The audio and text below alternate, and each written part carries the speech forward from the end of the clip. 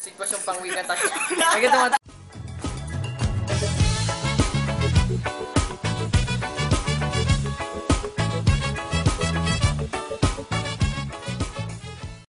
Ako si Dinkline Dinatuno. Ako si Marvin C. Kagatan. At ako naman po si J. Mike Deramas. At ako po si Aaron Mark Naga. Kami ay magdodokumentaryo tungkol sa sitwasyong pangwika. 3 sitwasyong pangwika ang ating tatalakayin. Ngunit para maging kainteresante, tayo maglilibot papunta sa Marikina.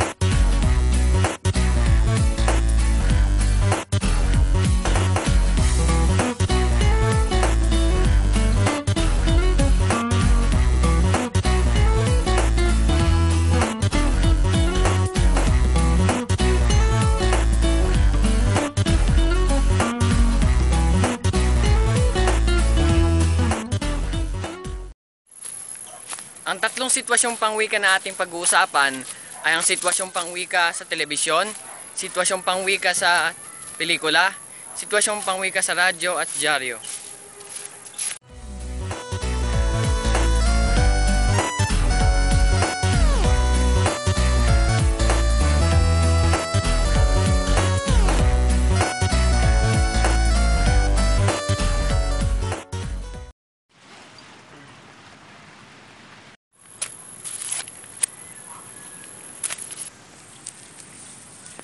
May 2 klase ng dyaryo, tabloid at broadsheet.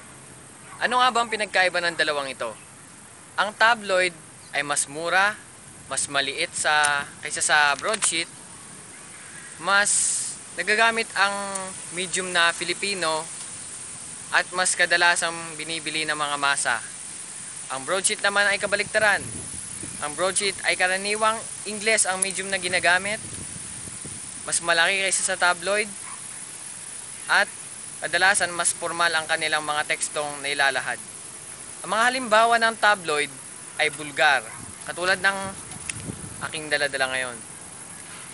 Ang mga halimbawa naman ng broadsheet ay Manila Bulletin, Philippine Daily Inquirer, o Philippine Star.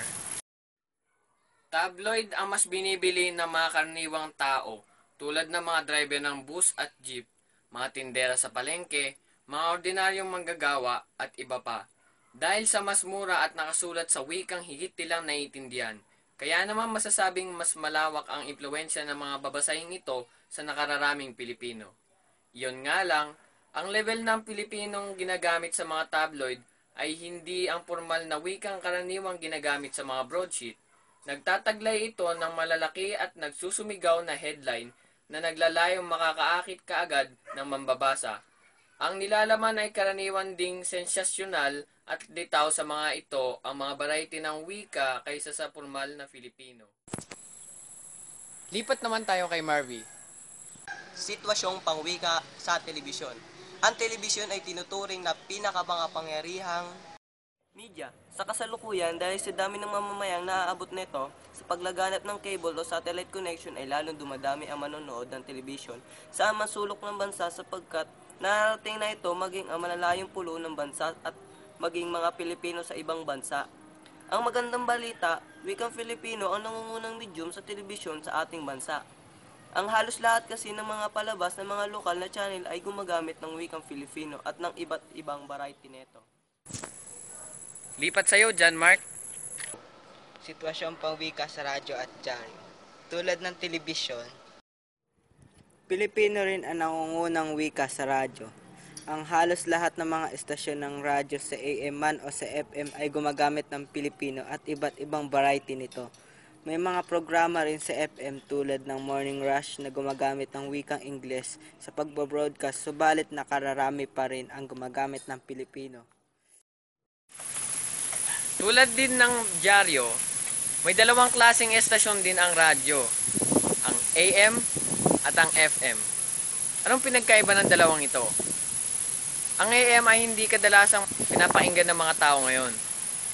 Ang AM kasi, ang kadalasang pinapahayag dito ay mga balita.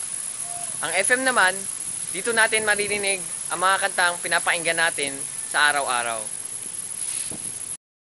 Lipat naman tayo sa sitwasyong pangwika sa pelikula. Bagamat mas maraming banyagang pelikula kaysa sa lokal, ang naipalalabas sa ating bansa taon-taon. Ang mga lokal na pelikulang gumagamit ng medium na Filipino at mga variety nito ay mainit din tinatangkilik ng mga manonood. Katunayan, sa 20 naungunang pelikulang ipinilabas noong 2014, batay sa kinita, 5 sa mga ito ang lokal na tinatampukan din ng mga lokal na artista. Iyon nga lang, Ingles ang karaniwang pamagat ng mga pelikulang Pilipino tulad ng One More Chance, Starting Over Again, It Takes a Man and a Woman, Bride for Rent, You're My Boss, You're Still the One, at iba pa. Ang wikang ginagamit ay Filipino, Taglish, at iba pang variety ng wika. Maaaring sabihing ang pangunahing layunin ng mga ito sa paggamit ng Filipino bilang medium ay upang makaakit ng mas maraming manonood, tagapakinig, o mambabasa na makauunawa at malilibang sa kanilang palabas, programa, at babasahin upang kumita sila ng mas malaki. Sapagkat napag-usapan na rin natin ang sitwasyong pangwika sa radyo, dyaryo, telebisyon at pelikula, subukan natin ang kaalaman ng kabataan at nakatatanda. Unang katanungan, ano ang dalawang klase ng dyaryo? Ano? English, Tagalog. Hindi ko alam eh. Diaryo? Tempo, tsaka Manila Bulletin. Ano klase? Olga. Abante. Alam yung mga klase ng dyaryo, pero basta ang alam ko, mayroong tinatawag na Philippine Star. Dyaryo sa naano kong dyaryo kasi tik-tik at saka bulgar eh. Dalawang klaseng dyaryo. Opo. Yung People's Tonight, tsaka Balita ngayon. Dalawang klase ng dyaryo, Manila Bulletin, Inquirer. Ikalawang tanong, ano ang dalawang klase ng estasyon sa radyo? AM/FM. Hindi ko alam. Radyo? Yung kay Papa Jack. Kumuha. Saka ano? 90.7. DCMM at saka DCRH. Hindi ko alam. Maraming radio station, pero merong FM radio station at merong AM radio station. May ano ba? Ikatlong katanungan, Ito ang pelikula tungkol sa isang general na gustong pagsamahin ang mga Pilipino laban sa mga Amerikano. General Emilio.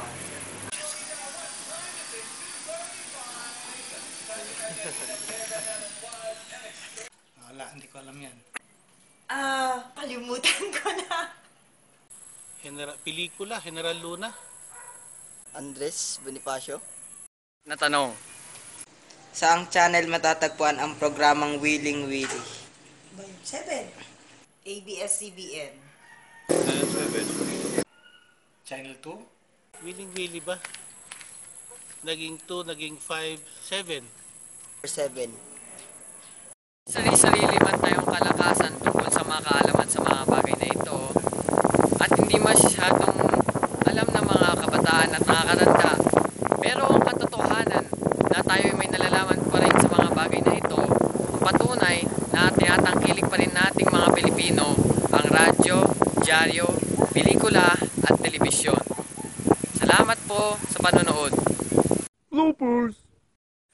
Mulan! Last na ulan!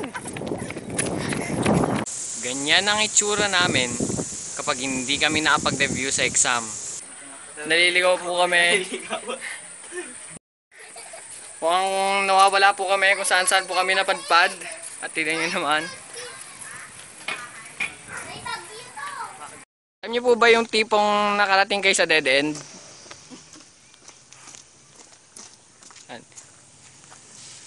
Langoyin na lang natin sa kabila.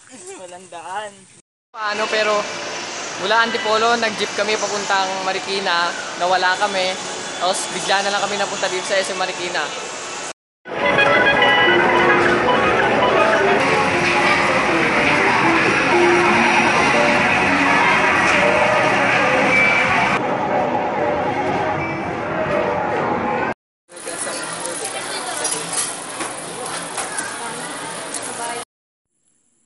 Lakwatsa mode again!